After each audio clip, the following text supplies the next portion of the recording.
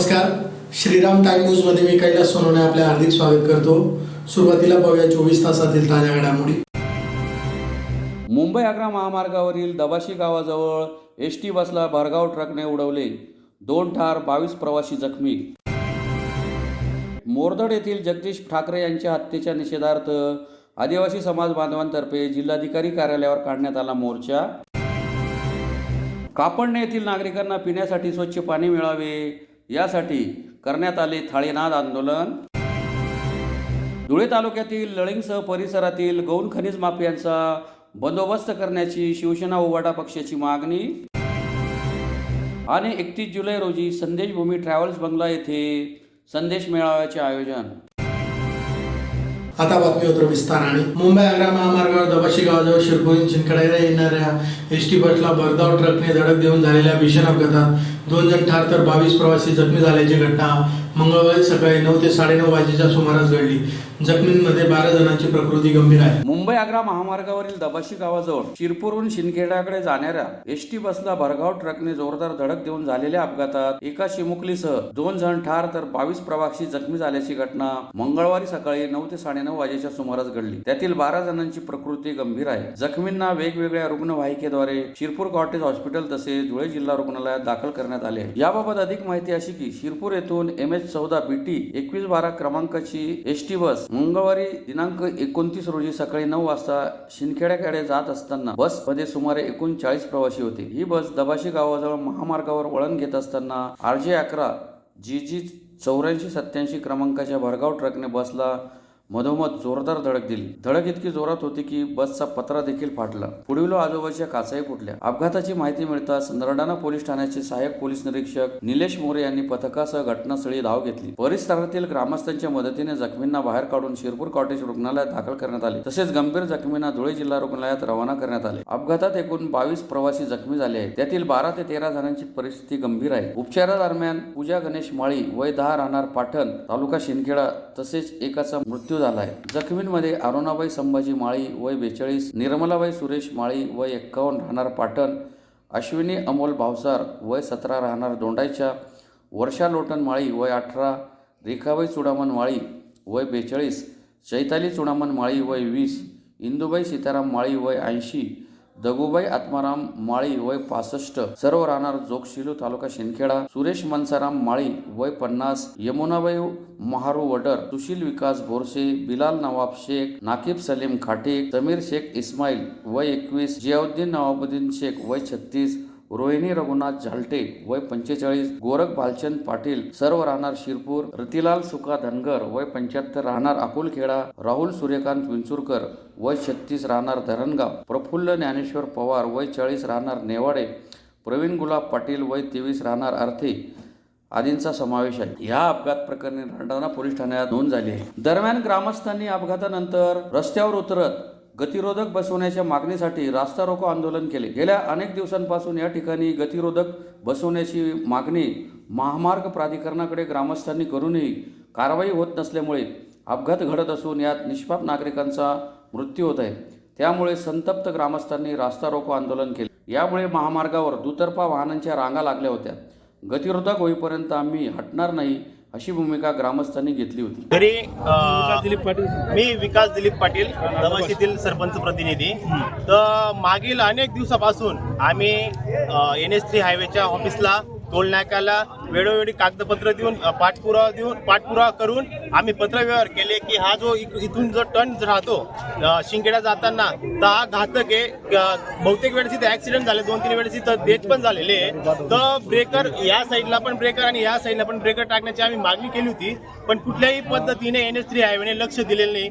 त्याचप्रमाणे या नॅशनल हायवेवर आमच्या गावातील बहुतेक कामं आहेत की त्यांनी आमच्या गावाला केलेलंच नाही आहेत। एक बस स्टँडचा विषय, गाव इकडे, बस स्टॉप इकडे, त्याच्यानंतर सर्व्हिस रस्ता, आमच्या गावातला सर्व्हिस रस्ता सुद्धा केलेला नाही त्यांनी, त्याच्यामुळे बी अनेक ऍक्सिडेंट झालेले आहेत। त्याच्यानंतर NH3 हायवेचं जे पाणी आहे ते पूर्ण आमच्या गावात जातं। त्यांनी मागणी काय तुमची? प्रमुख मागणी गतिरोधक इथं आताच्या आताच पाहिजे। आम्ही तोपर्यंत ट्रॅफिक हालून देणार नाही, जोपर्यंत गतिरोधक बनत नाही तोपर्यंत आम्ही एकही गाडी हलू देणार नाही। कारण की हा प्रत्येक वेळेस ऍक्सिडेंट होतो, प्रत्येक वेळेस ते सांगतात आम्ही दर 15 दिवसात पण accident कुठल्याही प्रकारे ते आमचं काम करत नाही. या वेळेत जोपर्यंत होत नाही तोपर्यंत आम्ही इथून हलू देणार नाही. ही आमची प्रमुख मागणी. धुळे तालुक्यातील मोरदाड येथील जगदीश ठाकरे यांच्या हत्येच्या निषेधार्थ आदिवासी समाज बांधवांतर्फे जिल्हाधिकारी कार्यालयावर मोर्चा काढून मारेकऱ्यांना त्वरित अटक करण्याची मागणी निवेदनाद्वारे करण्यात आली. धुळे तालुक्यातील मोरदड येथील जगदीश ठाकरे यांच्या हत्येच्या निषेधार्थ आदिवासी समाज बांधवांतर्फे जिल्हाधिकारी कार्यालयावर मोर्चा काढून निवेदन देण्यात आले. निवेदनात म्हटले आहे की जगदीश ठाकरे यांचा दिनांक 29/6/2025 रोजी निर्घृणपणे गोळ्या घालून खून करून कन्नड घाटात फेकण्यात आले. या प्रकरणातील मुख्य सूत्रधार अद्यापही बाहेर फिरत आहेत. तरी मुख्य सूत्रधार गोविंद शिवाजी पाटील याला मोका अंतर्गत अटक करून तात्काळ फाशी द्यावी. सर्वच आरोपींना फाशी द्या. ही केस सीबीआयकडे सोपवण्यात यावी. खटला फास्ट ट्रॅक कोर्टात चालवावा. पीडित परिवाराला 50 लाखांची आर्थिक मदत तात्काळ मिळावी अशी मागणी आदिवासी जन आक्रोश मोर्चाच्या माध्यमातून करण्यात आली. न्याय न मिळाल्यास पीडित परिवारासह समस्त आदिवासी बांधव दिनांक 15/8/2025 रोजी ध्वजारोहणाच्या दिवशी आत्मदहन करतील असा इशाराही या निवेदनातून देण्यात आलाय. या मोर्चात मैताची पत्नी अरुणा ठाकरे यांच्यासह रंगनाथ ठाकरे, दौलत भिल, वंचितचे जिल्हाध्यक्ष अरविंद निकम, शंकर करात, लक्ष्मण भागवत, शरद अहिरे, ॲडव्होकेट राजेंद्र वाघ, अनिल वाघ, उमेश मोरे आदी सहभागी झाले होते. मी आबासाहेब आणि शंकर वाघ या ठिकाणी या निवेदनाद्वारे असं सूचित करीत आहे. या ठिकाणी 29 तारखेला 29/6/2025 रोजी आमच्या जगदीश भावाचा म्हणजे खून झाला आणि ती मिसिंग केस 1 तारखेला नोंदण्यात आली आणि 2 तारखेला चाळीसगाव पोलीस स्टेशन मधून आम्हाला फोन आला की एक अज्ञात व्यक्तीचं डेड बॉडी आहे कन्नड घाटामध्ये, ती कोणाची आहे ती ओळखून घेण्यात यावी बुवा असं म्हणून त्यांनी फोन केला. आम्ही 50-50 आदिवासी गेलो आणि त्या ठिकाणी पाऊस वरून चालू होता. 3-4 दिवस झाले होते डेड बॉडीला, म्हणून बॉडी ही डिकम्पोज झाली होती, म्हणून बॉडी ओळखली जात नव्हती. परंतु जगदीश भाऊच्या हातावर आदिवासी म्हणून हा जो टॅटू होता, मित्रांनी ओळखला हा आदिवासी जगदीश भाऊच आहे असं ओळखण्यात आलं. म्हणून आम्हाला ती ओळख पटल्यानंतर, परंतु या घटनेला 29/6 ते 29/7 1 महिना झाला. पोलीस प्रशासन मात्र पूर्णपणे झोपलेले आहे. जो 29 तारखेला मारेकऱ्यांनी जगदीश भावाला मारलं, त्या मारेकऱ्यांमधून अशोक मराठे नावाचा मुलगा आहे, त्याने फोन केला गोविंद पाटलाला की त्या 11:30 वाजता तो देखील CDR काढण्यात यावा आणि 2 महिन्यापासून जो बोलणी झालेली आहे हा कटकारस्थान झालेला आहे हे पण काढण्यात यावं. कारण शुभम मराठे जो मानव व्यक्ती आहे तो आज तंबाखूच्या पुडीला मवतात आहे. 29 तारखेच्या 15 दिवस अगोदर त्याच्या खात्यावर 25 ते 26 लाख कुठून आले? हा जो मास्टर माइंड आहे या मास्टर माइंडला शोधण्यात यावं आणि हा मास्टर माइंड गोविंद शिवाजी पाटीलच आहे हे आम्ही सिद्ध करतो. ते पोलिसांनी सिद्ध करावं. जोपर्यंत या गोविंद पाटलाला अटक होत नाही, मोक्का अंतर्गत जन्मठेप होत नाही, येणाऱ्या 15 ऑगस्ट रोजी आम्ही सर्व दलित आदिवासी बांधव येणाऱ्या 15 ऑगस्टला कलेक्टर साहेबांच्या दालनामध्ये जे पालकमंत्री येतील त्या पालकमंत्र्यांना आम्ही अडवू आणि आमच्या जगदीश भावाला न्याय मिळवण्यासाठी हा शब्द सांगू. मारेकरी आहेत पण मारेकरी नाहीत. त्यांचा जो मास्टर माइंड आहे त्याला शोधून त्याला अटक करण्यात यावं मोक्का अंतर्गत आणि त्यांना जन्मठेप व्हावी, मारेकऱ्यांना फाशीची शिक्षा व्हावी या ठिकाणी एवढीच विनंती करतो. जय भीम, जय आदिवासी. धुळे तालुक्यातील कापड येथील नागरिकांना पिण्यासाठी स्वच्छ पाणी मिळत नसल्यामुळे संतप्त ग्रामस्थांतर्फे गावातील छत्रपती शिवाजी महाराज चौकात ग्रामपंचायत व जिल्हा प्रशासनाला जागे करण्यासाठी थाळीनाद आंदोलन करण्यात आले. धुळे तालुक्यातील कापड येथील नागरिकांना पिण्याचे शुद्ध पाणी मिळावे यासाठी गावातील छत्रपती शिवाजी महाराज चौकात ग्रामस्थांतर्फे थाळीनाद आंदोलन करीत ग्रामपंचायत व जिल्हा प्रशासनाला जागे करण्याचा प्रयत्न करण्यात आला. गेल्या 15 दिवसापूर्वी कापडणे गावात शुद्ध पाणी संदर्भात सामाजिक कार्यकर्ते भूषण ब्राह्मणे यांनी तक्रारी अर्ज केला होता. नंतर त्याचे पडसाद म्हणून गावातील लोकांनी जलकुंभावरती चढून शोले स्टाईल पाण्यासाठी आंदोलन केले. ग्रामपंचायतीच्या सांगण्यावरून 2 ग्रामसभा देखील झाल्या, पण शुद्ध पिण्याच्या पाण्याबाबत योग्य असा निर्णय किंवा खुलासा आंदोलकांना व ग्रामस्थांना ग्रामपंचायतीमार्फत मिळाला नाही. म्हणून त्यांना परत गावातील पाणी प्रश्नाच्या तीव्रतेची जाणीव करून देण्यासाठी मंगळवारी कापंडेकर जनतेने छत्रपती शिवाजी महाराज यांच्या पुतळ्याजवळ जोरदार थाळीनाद आंदोलन करण्यात आले. सदर आंदोलन प्रसंगी भूषण ब्राह्मणे, आत्माराम पाटील, बाळू पाटील, जितेंद्र पाटील, भटू पाटील, ललित बोरसे आदी ग्रामस्थांनी आपली मतं व्यक्त केली. येणाऱ्या काळात जर पाणी मिळाले नाही तर आंदोलन अधिक तीव्र करण्याचा इशाराही ग्रामस्थांतर्फे देण्यात आला आहे. शुद्ध पाणी मिळाल्याशिवाय गावातील आंदोलन थांबणार नाही. सदर आंदोलन प्रसंगी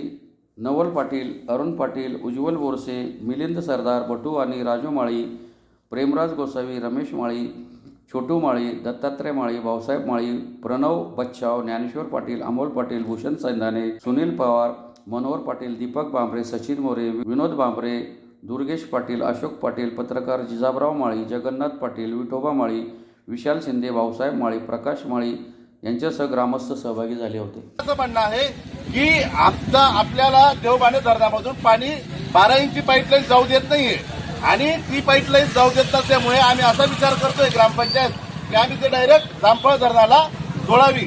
आणि इंजिनियरचं असं म्हणणं आहे की जर आपण जामफळ धरणाला ती पाईपलाईन घेऊन गेलो तर आता प्रत्येक कुटुंबाच्या किंवा प्रत्येक व्यक्तीच्यावर पाणी भार म्हणून किमान 3,500 रुपये हा खर्च पडणार आहे.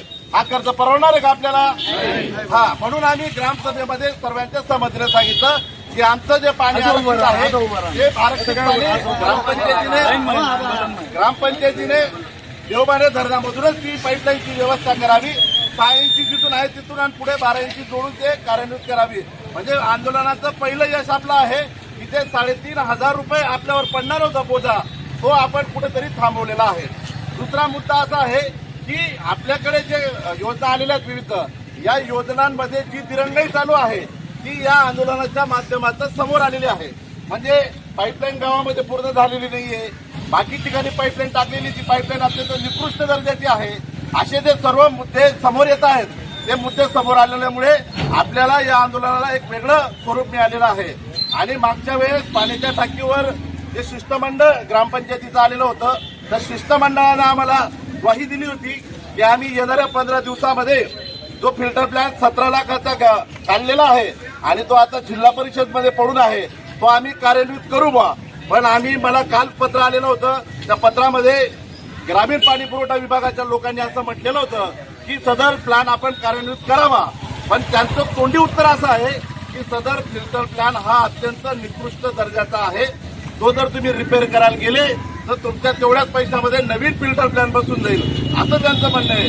म्हणजे 17 लाख देखील आपले पाण्यामध्ये गेलेले आहेत, अशी परिस्थिती आहे. आणि मध्यंतरीच्या काळामध्ये अजून एक अफवा पसरली की दुसरी ग्रामसभा जी रविवारी झाली त्या ग्रामसभेनंतर गावात एक चर्चा सुरू झाली की समितीचे लोक किंवा जे आंदोलनकर्ते हे मॅनेज झाले. म्हणून हे आपल्याला गावाला दाखवून द्यायचं आहे की आम्ही कुठल्याही प्रकारे मॅनेज होणार नाही. जोपर्यंत गावाला शुद्ध पाणी मिळत नाही तोपर्यंत हे आंदोलन थांबणार नाही. म्हणून ग्रामपंचायतीला आणि प्रशासनाला जाग आणण्यासाठी आजचं हे आमचं थाळीनाद आंदोलन आहे. धुळे शहरालगत असलेल्या लळिंग, चितोड, रावेर, जुन्नर, नकाने, हरनेमाळ, सांजोरी हा परिसर गौण खनिज माफियांचा लूटमारीचा अड्डा भरला असून महसूल विभागाच्या अर्थपूर्ण दुर्लक्षामुळे शासकीय रॉयल्टी बुडत आहे. सदर गौण खनिज माफियांचा बंदोबस्त करावा अशी मागणी शिवसेना उभाटा पक्षातर्फे प्रांताधिकाऱ्यांना निवेदनाद्वारे करण्यात आली. धुळे शहरालगत असलेल्या लळिंग, चितोड, रावेर, जुन्नर, नकाने, हरण्यामाळ, सांजोरी हा परिसर गौण खनिज माफियांचा लूटमारीचा अड्डा बनला असून महसूल विभागाच्या अर्थपूर्ण दुर्लक्षामुळे शासकीय रॉयल्टी बुडत आहे. त्याचबरोबर पर्यावरणाची हानी देखील होत आहे. त्यामुळे गौण खनिज माफियांचा बंदोबस्त करावा अशी मागणी शिवसेना उद्धव बाळासाहेब ठाकरे पक्षातर्फे उपविभागीय अधिकारी यांना निवेदनाद्वारे करण्यात आली आहे. निवेदनात म्हटले आहे की गौण खनिज माफियांनी अनेक टेकड्यांची खोदाई करून त्या टेकड्यांचे अस्तित्व संपून टाकले आहे. लळिंग, चितोडसह सांजोरी पर्यंतचा परिसर निसर्गरम्य आहे. या ठिकाणी दरवर्षी परदेशी पक्षी येतात, परंतु मानवी हस्तक्षेपामुळे येथील पर्यावरणाला हानी पोहोचत आहे. महामार्गाच्या भराव कामास तसेच विविध लेआउटच्या भरावासाठी टेकड्या साफ केल्या जात आहेत. रात्रीच्या वेळी शेकडो हायवा मुरुम उत्खनन करून पहाटेपर्यंत माल पोचवून रिकामे होतात. हा सर्व प्रकार शहरातील संबंधित तहसीलदार, तलाठी, सर्कल यांना माहीत आहे, परंतु फक्त कागदावर कारवाई केली जाते. स्वतःहून त्यांनी अद्यापपर्यंत किती ठिकाणी रिपोर्ट केले हा संशोधनाचा भाग आहे. अवैध गौण खनिज वाहतूक करणारे त्यांच्या गाड्या सुसाट चालवितात, त्यामुळे अपघात देखील होतात. गौण खनिज वाहतुकीत कोणाकोणाची ठेकेदारी आहे, महसूलमधील कोणकोणते अधिकारी पाठबळ देतात याचा महत्त्वपूर्ण पुरावा आमच्याकडे असून कारवाई केली नाही तर ती माहिती नाशिक विभागीय आयुक्तांकडे देऊ असा इशारा देत येत्या 8 दिवसात गौण खनिज वाहतुकांनी अवैध उत्खनन बंद करा, अन्यथा महसूल कार्यालयासमोर बेमुदत उपोषण करण्याचा इशारा देण्यात आलाय. यावेळी शिवसेना उपनेत्या शुभांगी पाटील, जिल्हा प्रमुख अतुल सोनवणे, प्रथम महापौर भगवान करणकाळ, उपजिल्हा प्रमुख नरेंद्र परदेशी, महानगर प्रमुख धीरज पाटील, भरत मोरे, प्रशांत वदाने, निंबा मराठे, सुनील पाटील, अण्णा फुलपगारे, आनंद जावडेकर, महिला आघाडीच्या ज्योती चौधरी, महादू गवळी, शिवाजी शिरसाळे, कपिल लिंगायत, आबा हरळ, अजय चौधरी, सागर निकम, इश्तियाक अन्सारी, विष्णू जावडेकर, गोकुळ बडगुजर, प्रदीप बडगुजर, योगेश पाटील आदी उपस्थित होते. धुळे शहरामध्ये लगतच्या परिसरामध्ये जे मुरुम डबरचं आणि इतर यांचं जे वाळू उत्खनन करून गौण खनिजांचं जे उत्खनन सुरू आहे त्याच्या संदर्भामध्ये आज आम्ही प्रांताधिकाऱ्यांची या ठिकाणी भेट घेतलेली आहे. रात्रीच्या वेळेला शेकडो आयवा या धुळ्याच्या महामार्गावरती फिरत आहेत. त्यांचा संबंधित यंत्रणेने पाठलाग केल्यानंतर सर्वसामान्य नागरिकांच्या वाहनांवरती आयवा घालण्याचे प्रकार या ठिकाणी वाढत आहेत. अधिकारी कारवाईला गेला किंवा संदर्भातील कोणी जर तक्रार जर केली त्या तक्रारी त्या ठिकाणी आणून पाडण्यात येत आहेत. अत्यंत बेजबाबदारपणे या ठिकाणी प्रशासनाला चेकमेट देण्याचं काम हे वाळू माफिया या ठिकाणी करतायत. त्याच्या संदर्भामध्ये आज आम्ही प्रांताधिकाऱ्यांची या ठिकाणी भेट घेतलेली आहे. महत्त्वाचं म्हणजे या वाळू माफियांवरती वर्षानुवर्ष आत्तापर्यंत कारवाई झालेली नाही आहे. या वाळू माफियांचं कुठं उत्खनन सुरू आहे, यांचे आयवाचे नंबर, तसेच यांनी कुठं उत्खनन करून ठेवलेलं आहे. मुरुम कोणत्या धुळे शहरामध्ये कोणत्या बांधकामांना यांनी पुरवलेलं आहे, तसेच यांचा मुरुम कोणत्या कामांवरती बाहेर गेलेला आहे, त्याचे सगळे डिटेल्स या ठिकाणी आम्ही प्रांताधिकाऱ्यांना सोपवलेले आहेत. आणि येणाऱ्या काळामध्ये आम्ही आज प्रांताधिकाऱ्यांना या ठिकाणी निवेदन दिलेलं आहे. त्याच्यानंतर आम्ही कलेक्टर, त्यानंतर वन विभाग आणि या ठिकाणी विभागीय आयुक्त कार्यालयापर्यंत आम्ही हे आंदोलन नेणार आहोत. कारण की या ठिकाणी वाल्मिक कराडसारखे लोक या धुळे जिल्ह्यामध्ये या वाळू उत्खननाच्या माध्यमातून या ठिकाणी निर्माण होण्याची दाट शक्यता आहे. आणि प्रांताधिकाऱ्यांना आम्ही या ठिकाणी महसूल यंत्रणेमधले तहसीलदार असतील, काही सर्कल आहेत, काही तलाठी आहेत, यांचे देखील हात याच्यामध्ये बरबटलेले आहेत. आणि ते बरबटलेले कोण लोक यांचे देखील नावं या ठिकाणी आम्ही त्यांना सांगितलेलं आहेत. येणाऱ्या दिवसामध्ये त्यांनी केलेले प्रताप देखील शिवसेना उद्धव बाळासाहेब ठाकरे पक्षाच्या वतीने आम्ही या ठिकाणी उघड करणार आहोत. आणि जिल्हाधिकारी यांना शिरपूरला जे प्रकार चालू आहेत, शिरपूरच्या वाळू ठिकाणावरती जे प्रकार चालू आहेत, तिथल्या प्रांताधिकाऱ्यांच्या देखील जीवाला त्या ठिकाणी धोका निर्माण झालेला आहे. त्याच्या संदर्भामध्ये देखील अवगत करणार आहोत.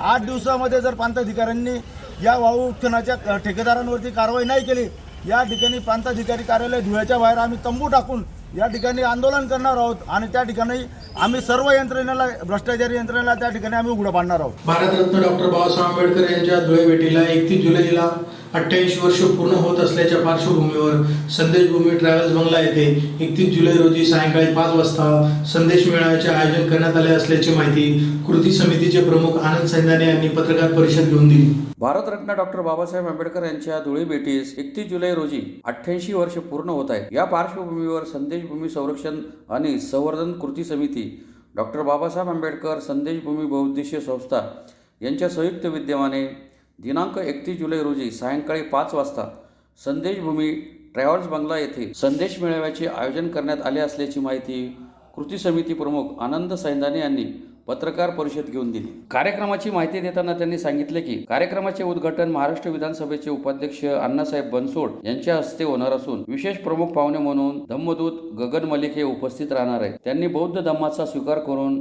बुद्ध तत्वज्ञानाचा प्रसार सुरू केला असून तथागत बुद्ध चित्रपटात प्रमुख भूमिका साकारली आहे. या मेळाव्याप्रसंगी गगन मलिक फाउंडेशन तर्फे तथागत बुद्धांच्या 84,000 मूर्तीचे देशभर वाटप होणार आहे. मूर्ती मोफत असून केवळ वाहतूक व शुल्क संबंधित खर्च भरावा लागेल. यासाठी संदेशभूमी येथे संपर्क साधावा असे आवाहन त्यांनी केले आहे. संदेश मेळाव्याच्या कार्यक्रमात कवी भास्कर अमृतसागर, घनश्याम थोरात, शाहीर सुनील थोरात यांच्या भीमगीतांचा कार्यक्रमही होणार आहे. सर्व प्रबुद्ध नागरिकांनी मोठ्या संख्येने उपस्थित राहण्याचे आवाहनही सैंदाने यांनी केले आहे.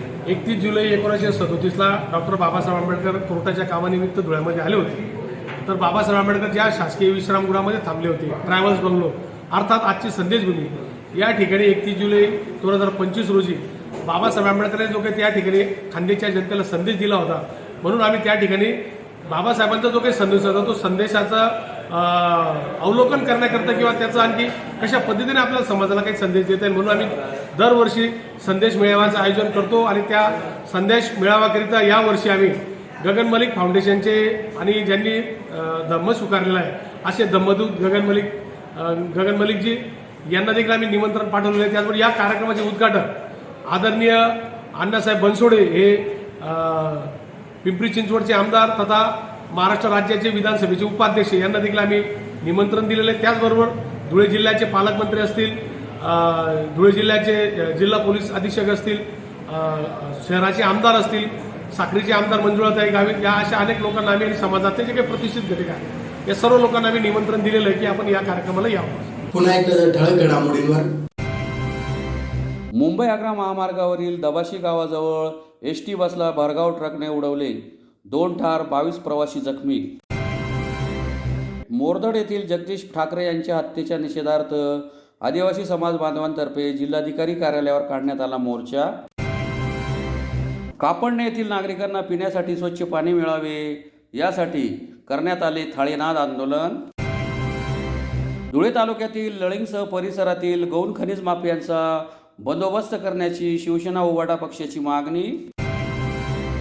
आणि 31 जुलै रोजी संदेशभूमी ट्रॅव्हल्स बंगला येथे संदेश मेळाव्याचे आयोजन. याचबरोबर श्रीराम टाइम न्यूजचे बातमीपत्र संपले.